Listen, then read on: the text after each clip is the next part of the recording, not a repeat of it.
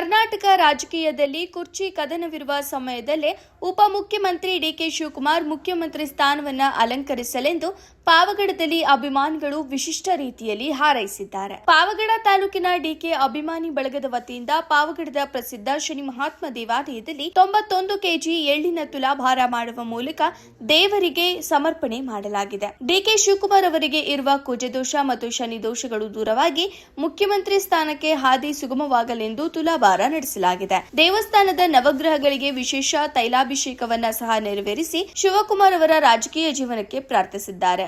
ವರದಿ Nandish Nayak P, Shri TV news, Pavagada. यस्य